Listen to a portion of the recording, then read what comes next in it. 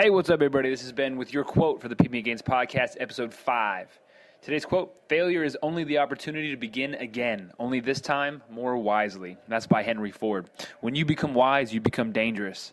Let's hear from the man himself, Jordan Pugh, former Aggie and former NFL safety. Get ready to get motivated. That's all I got to say. Let's go. Hey, what is up, everybody? This is Ben from the PB Gainz podcast, sitting here with David and Derek, and we are talking to Jordan Pugh. There's a lot of things I can say to introduce this guy, and I'll obviously let him get to his story. I met him through my wife when they were up at Texas A&M. He was playing football. She worked as an Aggie hostess, helping out with the football program. And so I was introduced to him. Stellar individual. Got to go, 4-year player at A&M. Went to play in the NFL for a few years, and really succeeded and saw his dream come to life. And so now that he is moving on and he's finding this other opportunity with speaking to individuals and groups, teams, he's impacting a lot of lives. So we wanted to make sure that we brought him in to impact your life. So Jordan, without further ado, man, what's up? Nothing much, man. Just over here enjoying life, living, man. Glad to be on the podcast with you. It's been a long time, man. Long time since I've seen you and talk to you. It's good to be back on. I appreciate it. I appreciate you giving us some of your time. Oh, no problem. And so, I gave that quick rundown of your story, and obviously you know a few more details about your story. So please, let the good people know, who is Jordan Pugh and how did you get to where you are now? Wow, man. Jeez. All right, who am I? Well, keeping it broad today, huh? Yeah, right, yeah.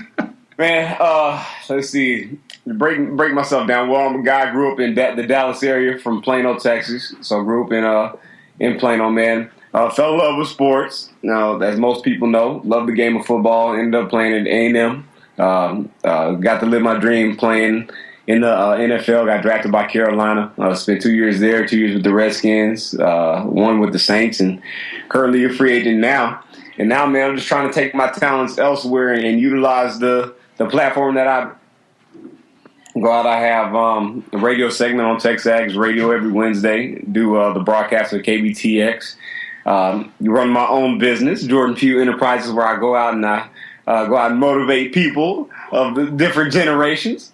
And got this podcast that I'm starting, man. Now I'm up here with you guys. That's the short rundown version of my story, man. This is a short little intro to me, man. We get into a whole bunch of complexities later on, but as a whole, man, I'm just a guy that's full of passion, trying to live out my purpose and perform in everything that I do daily. So that's me in a nutshell.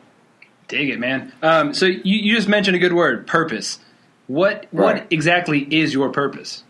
Man, the thing that I'm learning every single day is my purpose is changing. It's changing constantly. And the thing that I know is, man, I have a platform to impact people. Like with my business, man, I try and use it to speak to and motivate people really of all generations just to keep pushing upward and going higher. And that's really my purpose, man. My purpose is, for me, in and of itself, is to help people keep pushing up and going higher, and then for myself to keep pushing up and going higher. So when you talk about my purpose is about impact. It's about impact and change and helping people be successful. That's awesome. It took me a while. Maybe it's because I don't have a Texas A&M education, but to look at the pushing upward, going higher, and I was like, wait, that's Pugh. And man, I love it. I love it when people finally get the correlation, man. Like, wait a minute. Ben was a little slow on that one. Name. I'm like, yeah, I'm glad that you caught on. Yeah, you know what I mean? That's clever, yeah, because I said something to Allie, and I was talking to her one day, and I'm like, all right, pushing upward, going higher. And I said it a few times, and she kind of looked at me, and I was like, wait a minute. And I put it together, and that Texas State brain kicked on, and I was like, all right, I got this. I follow now. Makes sense. You go, man. That's all you need, man. That's all you need. That's the first step. Oh, yeah, you're good. See? You're good. The first step is recognizing how it goes. You know what I'm saying? Yeah. The second step is putting the plan into action. There you go, man. So you off to a good start right now. I think you've just motivated us. Like that, just in this first few minutes, I feel like I'm getting somewhere in my life now. I don't know if I can take credit in that, man. Nah, it's all good, though. All right, man. So you just mentioned Jordan Pugh Enterprises and talking about how you're speaking to people, and we just threw out the pushing up or going higher. What exactly is what is that? What does that mean to you? Oh man, well, pushing up and going higher. You know, when I created my company, when I created it back in 2010, you know, everybody wants that one tagline, that one mantra, right? And so I was sitting down and I was thinking, what can I do first off? What embodies me first off, and then secondly, what can people use to be their mantra? What can they use to be their lifestyle? And I just kept sitting down thinking, going through things, and then it just dawned on me. You looked at, all right, everybody wants to be successful. Everybody wants to succeed in whatever they do. You know, when you have a passion for something, when you understand that there's a purpose behind everything that you do, everybody literally, they want to just keep pushing upward and going higher. They want to strive for greatness. They want to prepare for glory. At the end of the day, everything that we do, everything that you try and do throughout your day is to be successful. Is to be the best at it. And so when I came up with that pushing up or going higher, that's what it was for. It's essentially a lifestyle that you live. You know, when you sit there, you wake up every day, you wake up with a purpose. So why not fulfill that purpose to the best of your ability? Why not push through adversity and take hold of everything that you do? So that's what pushing up or going higher is. That's what it means. It's a lifestyle that embodies you. So Jordan, what would you say then the kind of the mission is? Is it motivating people, talking to them, and helping them to push upward and go higher? Yeah, that would be the mission. When you look at the mission as a whole is to the best way to explain it is a mind change. You know, I think with all the different avenues that I've been in, when you take my experience of playing in the NFL, I've been around a lot of people. So, you know, being in the NFL, you just experience people from all different walks of life. You know, you experience country boys, guys from the inner city, suburban guys. Then you go out and you meet people. You meet little kids, grown folks, this and that. And the thing that I've experienced, just my experience alone, is that a lot of people, it's a mind shift that you have to have. You know, a lot of people, they have the ability. A lot of people, they have everything that they need, but they don't believe in it. And the thing that I learned, man, being an athlete, believing in your own ability and believing in yourself is the number one thing to succeeding. Like when I went out there and I played, you know, I always believed that I was the best guy out there. You know, if you don't believe it, you're for sure not going to go out there and do it. You know what I mean? Right. Yeah. So when you talk about that, you know, like the pushing up or going higher, the mission, man, is getting people to shift their mind, getting them to understand that you're not what people tell you. You're not what people brand you or mark you. Create your own impact. Create your own name, and that's what the pushing up or going higher tagline mantra is for.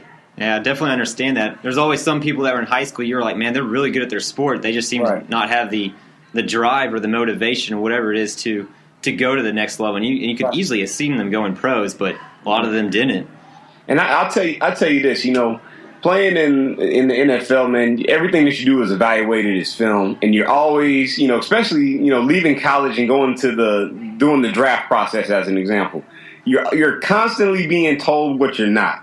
You know what I mean? When you sit down and you look on TV and you watch SportsCenter. Since we're talking about football, we can use Johnny Manziel as an example. Everybody's constantly telling or saying what he's not, what he can and can't do, and so it's else and on any other job. You know, don't let people tell you what you are and what you're not. You have to sit there and you have to first off you have to believe in yourself and know what you're capable of, and then you just got to take hold of it because people will constantly tell you what you're not. But if you have that belief system, you have that strong mindset, it can change the outcome of a whole bunch of scenarios. Man, see, and since we're on Manziel, I think he's the greatest quarterback that's ever played the game.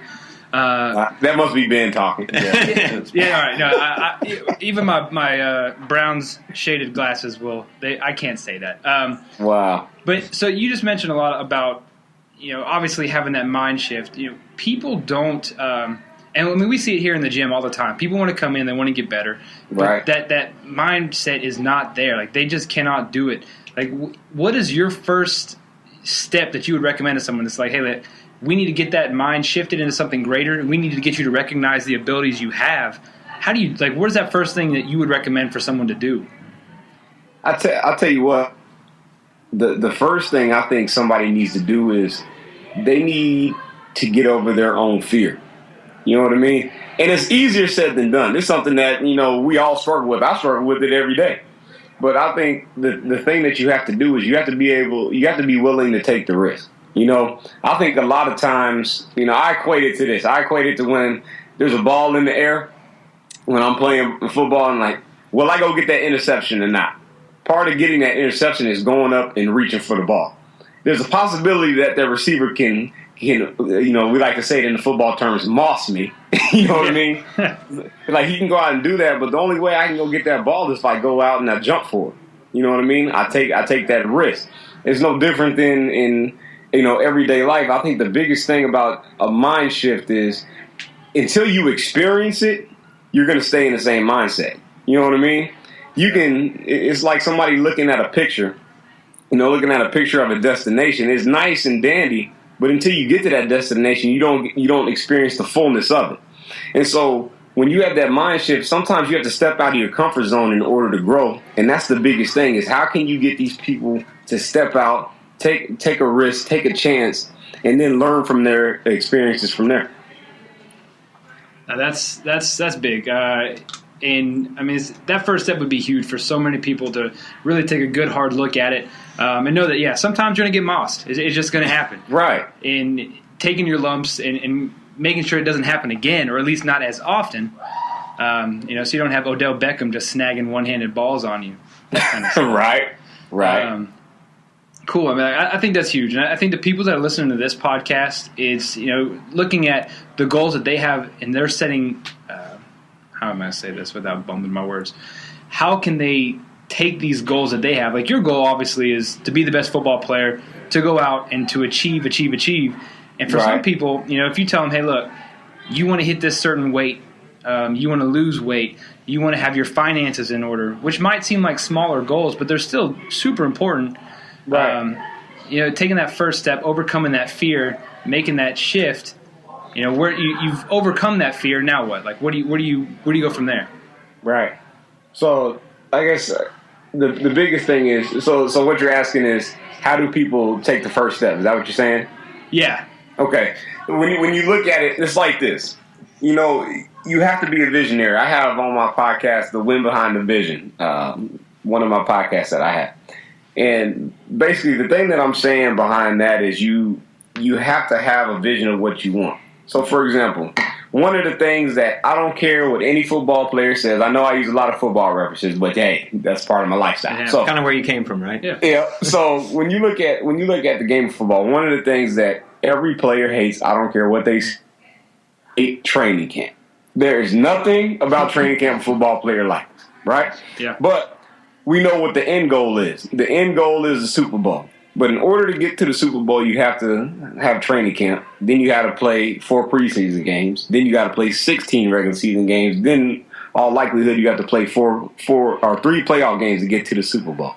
In order to get to your goal, you have to take the steps in order to get there. I think a lot of times people, we live in a society where everybody wants everything fast and now. You got social media where everything is now. You got gratification. You know what I mean? Yeah. You got fast food places to go eat, man. Everything's now. And a lot of times people don't embrace the process.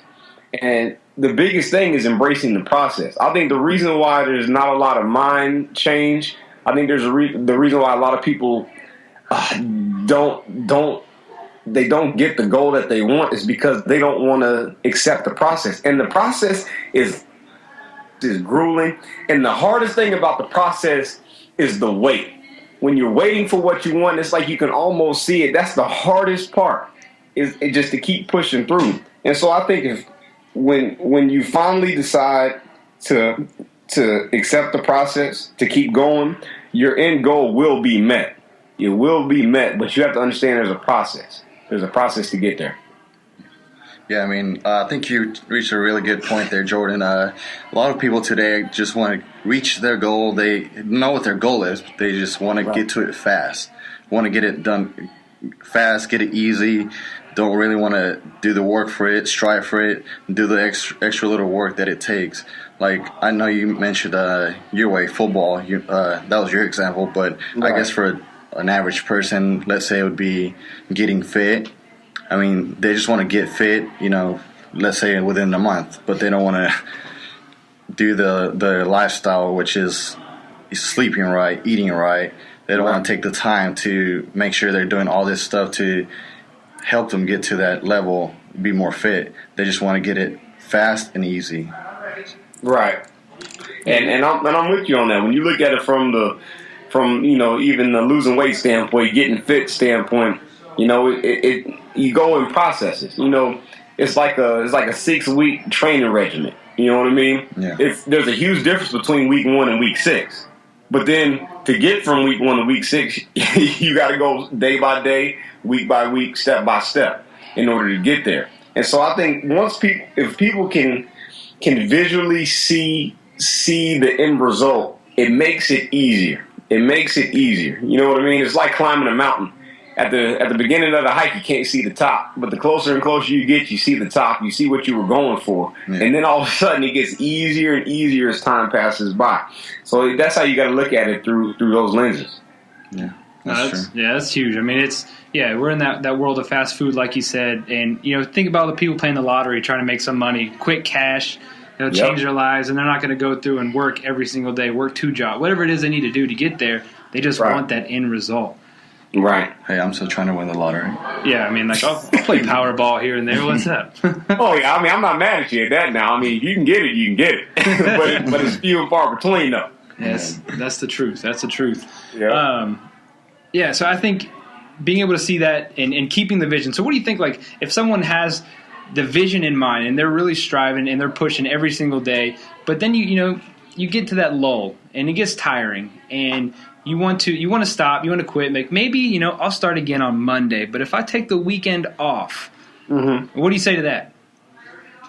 Well, I'll say this: there's a lull in everything, in everything that you do. There's always going to be a lull, and I'll also say this: there's nothing wrong with resting your body. There's nothing wrong with that, but at the same time, there has to be a certain fight. There has to be a certain grit where you have to push through the pain. You know what I mean? You hear that, catchy saying all the time, no pain, no gain, but it's the truth. You know what I mean? And everything that you do, there's usually growing pains too. Like when you're sitting there and you're going through your little puberty stages, there's usually growing pains. You know what I mean? Yeah. When you're lifting weights is usually, for the most part, a painful process. But the benefit in the end is having a nice cut up, shredded body. You see what I mean? That everybody wants. There's pain to progress. Pain equals progress. And so I think once you know that pain equals progress, the pain, it won't be as painful anymore because the end result is going to be something worth having. That's big. That's big. Because everybody's looking for the shredded body. I mean, right. Everybody wants the, as we call them, gains. I mean, that's always what they're looking for. And it's especially now you see like CrossFit games. Everybody looks at Rich Froning and they're like, I'm gonna look like that in a month if I do his plan, or the Hugh Jackman workouts, all that good stuff. But they don't want to go through and put in the work. Right. So pain equals progress. That's why I'm doing 2-a-days now. Yeah, 2-a-days. Yeah, one bicep curl one day, or one part, another bicep the next. There you go, man. That's a 2-a-day though, man. There you go. Biceps and calf raises. What's up? So you played in, like I said, hands down the greatest sports league that has ever existed, and you achieved that dream. First off, I want to ask, was it everything you thought it was going to be? That is a wonderful question, and the answer is no. It was, I'll tell you this, it was everything I thought it would be on the football field when I'm playing around, running around, hitting guys, doing all that. But the thing that nobody sees is the business side of the league. That's the thing, that's the hard part. Some people get a little taste of it because, a lot of people know RG3. That's a friend of mine, and you see the business side of the league. That's the part that's hard. That's the part that, it's grimy. But as far as playing, as far as being out there with your teammates, running around, hitting people, oh yeah, it's everything that you wanted and more. That's the fun part. Yep. Yes, it is. Yeah, and take that. I mean, because I think that's a big thing. A lot of people they have this whatever it is, their goal. They put it on the pedestal, right? And they're going after it, and then they achieve it, and you make it to the NFL, and you're like, this is awesome. but it's not quite everything I thought. Now, it does have the perks. It does have the great aspect of it. Oh, yeah. But I think there's always there's that downside to it. And you kind of get there and it's like, oh, like Christmas morning. You go down, open all your presents, and you're like, oh, I still didn't get that one thing. Yeah. I guess I'll wait till next year. What do you tell people like through that kind of stuff? Is it still the same idea of just keep pushing, keep grinding, keep going after it? Or do you just have a different perspective on that kind of stuff? Man, I tell you this, it's one of those things where you keep pushing, you keep grinding, and you keep grinding through it, all right? I'll tell you that. But the one thing, too, is you do have a different perspective on it. You know what I mean? I'd say, one of the hardest things that I had to deal with was it was going into my, the fourth year in the league, and I was with the Redskins, and I'd finally got my starting position, all right? So we're going through OTAs, basically spring ball for the NFL, and Coach set me down. He told me I was going to be the starting free safety. And, man, I'm telling you, I was like, man, about time. I've been putting in all this work. Let's go. You know what I mean? So I get out there, and in that first week of practice, I'm killing it. I'm getting everything. I'm giving it everything I got because I'm like, man, I am not giving up this spot because I know exactly how hard I worked to get here. You know what I mean? Yep. And so that first week, I make a long story short, I end up losing my hearing in my left ear. And so ever since then, I've been deaf in my left ear. And but when I lost my hearing, I lost the walk. Basically, there was about 2 months before that 2-month period before training camp started. Man, I was literally at home. I needed help getting up. Simple tasks like using the bathroom, all that. And when that time came, it was hurtful. You know what I mean? Because I was like, I gave all this work. I gave all this effort. I had all these years of preparing for this one moment to finally be able to call myself a starter. Then something out of my control happens. I get sick, and now my spot's gone. My spot is gone. I get back for training camp. I was finally able to walk and run and get back for training camp. I went from first to third string. So first to last. I'm like, and nothing I could do about it. And so then, they tried to trade for me, and then, the seed that they ended up keeping me. I had one of the best preseasons for the safeties in all of the NFL. They end up keeping me, but then they don't play me during the season. They end up cutting me week 6. They bring me back. I end up getting an interception off Peyton Manning. They bench me after that, then cut me the next day, and then I haven't played it down since in the NFL. And so I tell that story because, you get into those times where it's like, I can't keep pushing. You know what I mean? It's like I've been done wrong too many times. I've been looked over too many times. I put in all this work, all this effort. You never know when that breakthrough is going to come. You know what I mean? Right. And I'm in that moment now where, I go out and I speak to these people, but I tell them I'm in it too. I'm in it as well. I'm going out and I'm doing the broadcasting thing, speaking to people, but my passion is still to play the game, but it hasn't stopped me from working. You know what I mean? Because you never know when that one breakthrough is going to happen. I thought my breakthrough came when I intercepted Peyton. I was like, man, about time. I told y'all to play me. Did you keep that football? Oh, yeah, I kept it. And then it's like, I told y'all to play me. Then all of a sudden, the next series, I'm benched and I'm not playing anymore. And then I get cut. And sometimes people experience those highs and those lows. But the thing that you have to do, you just have to stay consistent. And that's the biggest thing is consistency.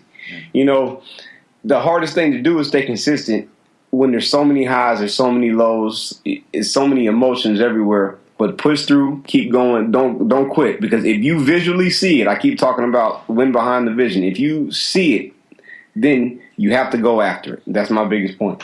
Yeah, I think those points too. I think that's when people tend to learn the most about themselves. Right. I mean, when you've been up and down, up and down, up and down, then you hit that last down. You're like, man, all right, this is that time I need to pick up, go, push through. Right. And I think those failures are huge, monumental in good and bad ways. And so that'll take us to this next thing is failure. I believe is that common denominator between every single person out there. We all fail. We're all at times afraid of it and having to overcome it. And I know your last podcast was all about failure, and those 5 tips you had to overcoming it. So hit us with them. Yeah, so the 5 tips I had to overcoming failure were, the first one was get over it. You know, it's as simple as that. It may sound harsh and mean, but that's the biggest thing is getting over it. I tell you about the thing that I had in Washington. The hardest part for me was getting over it.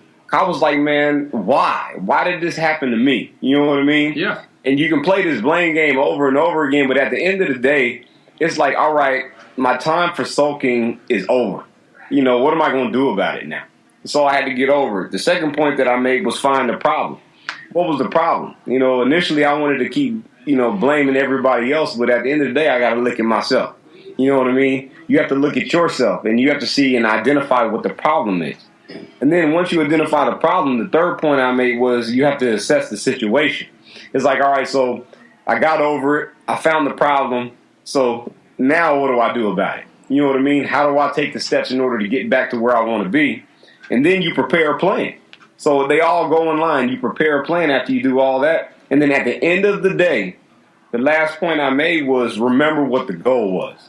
If you remember the goal, if you remember why you're doing what you're doing, steps become easy. Getting over it becomes easy. Finding the problem becomes easy. Assessing the situation becomes easy. Then preparing that plan in order to reach your goal, you maximize what you can do after that failure comes.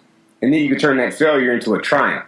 And so that's the biggest thing. Those are my tips, man, to get over failure. And those are tips based off personal experience that I had. And I just wanted to share that with people because this is what I'm using in order to grow and move and progress. No, I thought those were great. Yeah, I think you hit it with the first one. I think that's probably the hardest one for everyone. I mean, they haven't had a goal in their mind. They don't reach it. They can't get over it. I mean, probably the easiest thing for everyone to do is just to find a different goal and try something else than rather going through all those steps and just trying to reach to that goal again. Right. You think of like the epitome of that in my mind is Uncle Rico. If Coach would have put him in, they would have won state. Like that whole thing from what was that movie? Napoleon Dynamite. Napoleon Dynamite. That whole it's just that's it. Just get over it and move on. Because that's like Derek just said. I think that's the thing that most people really have a hard time getting over. So I don't think it's too blunt. I think if someone is sensitive on the matter, it might be. But for the most part, no. Right. I'm with you on that, man. Oh, that's awesome. All right, so we'll get into some fun stuff. We're going to talk Browns football. Not really. We'll talk Aggie football. Let's go with Aggie. Yeah, I was about to say. So that's it. At the end of the podcast, man. Short-lived conversation. So Aggies look all right. They look like they might be pretty decent this year. What are your thoughts?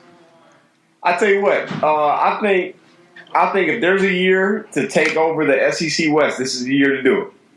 And you look at what we got talent-wise. I honestly believe there's nobody in that conference if we decide to play. When you look at Alabama's down this year. You look at Auburn doesn't look like a threat. They look bad. You know what I mean? Everybody talks about Ole Miss and LSU and all those guys and all that stuff. I just think, I'm trying to be as unbiased as possible. I've said this on my segment on the radio too. I just think this is the year to take over the West. If there's one year to do it, this is the year to do it. The way the defense has been playing under Chavis, I think has been good. The offense can score at any time. I just think this could be a dangerous year. If I'm a team, the team I'm afraid of the most is Texas A&M. I'm sure David's pumped about that. Pretty psyched. Oh yeah, you gotta be, man. Oh man, it's hard not to be. Every year, it gets so excited. But I feel like that move with Chavis was smart. Now, since you're a defender, what do you think of Chavis then? I love what Chavis is doing. Chavis makes it simple. Everybody, you watch all these different TV shows and the NFL lives, the college football lives, all this other type of stuff. Football is a very simple game. You know what I mean? Especially on defense. At the end of the day, your job is to whoop whoever's dude in front of you butt and go get the ball. That is your job on defense. It is as simple and as plain as that. And so when Chavis comes in here, he made it simple.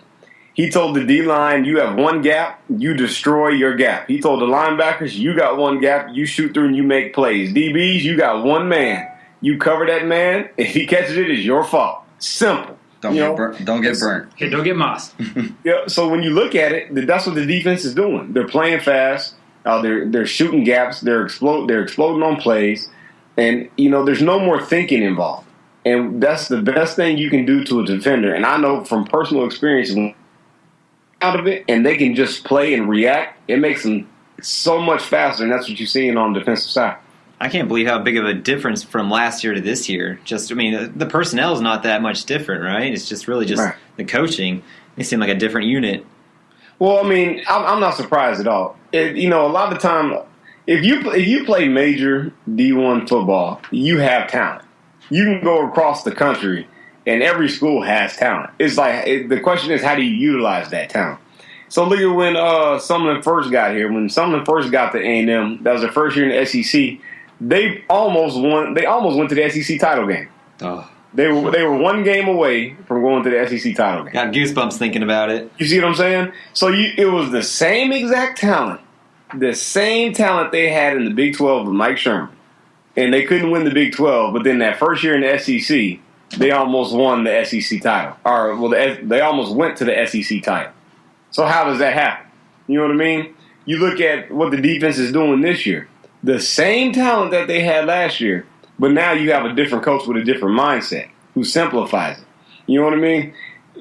It's one thing to have talent. It's another thing to be able to utilize the talent, and that's what they're doing right now. Yeah, putting them in a position to succeed. Right. Exactly. So you think A&M goes playoff? I can see it happening. I've been saying this for a long time, and I'm still sticking with it. I think the game against Arkansas could be the tricky one. You know what I mean? Yeah. Because the thing that A&M and Missouri did when they got to the SEC is they changed the fabric of the SEC. The SEC used to be a ground and pound, run it down your throat conference. Now it's more of a spread conference because speed kills, right? Mm-hmm. So Arkansas is a ground and pound team. It's going to run it down your throat. I need to see how the defense is going to react to big boy football. That's the thing I need to see. Teams, guys are going to spread it out, have 3 or 4 wide receivers. I'm not worried about that because they see that every day in practice. Oh yeah. But when it's time to man up and they're putting 2 backs in the backfield coming straight at you, what are we going to do? You know what I mean? That's why I say this game can be tricky. I think we win this game. I don't think Arkansas' defense can hang with our offense at all. No. But defensively, can we handle the ground and pound game? That's my biggest concern. No. I think they'll still lose to Ohio State, but it doesn't really matter after that. Ohio State should have lost last weekend. Right. They probably should have. They were terrible. All right, so let's wrap this bad boy up. We ask this question to everybody that comes on. For our listeners, what is the one thing you want them to gain from this conversation? Wow. The one thing I want to – wow. It's a lot to condense. Let's see here, man. What is the one thing that I want people to gain? I want people to know that you're capable of achieving anything you want. You know what I mean? The biggest thing is I want people to know that once you put it in your mind and once you believe and visualize what you want, you're capable of achieving it, but the choice is up to you. Nobody controls the outcome of what you want but you. Don't make any excuses. Or really stop making excuses and go pursue what you want. When I say my tagline all the time, pushing up or going higher, it's really a lifestyle. The thing about it is it's a lifestyle that you choose. So visualize it, believe it, and go after it and just keep pushing up and going higher. That's huge. That's huge. So I would recommend that everybody listening make the choice and then find you. So how do they find you? Website, Twitter, handle, all that good stuff. Oh, man. If you want to find me, you can find me. Everything is at Jordan Pugh 29. Everything's at that. JordanPugh 29 is JordanPugh29.com. Same thing with Twitter, with Facebook. If you want to follow my podcast on SoundCloud, it's Jordan Pugh 29 as well. That we stay in touch and hopefully stay motivated and inspired. That's awesome. I'm sure everybody after this conversation, at least our listeners, will then make their way over to you because this was an awesome podcast, man. It really was. I feel motivated right now. No joke.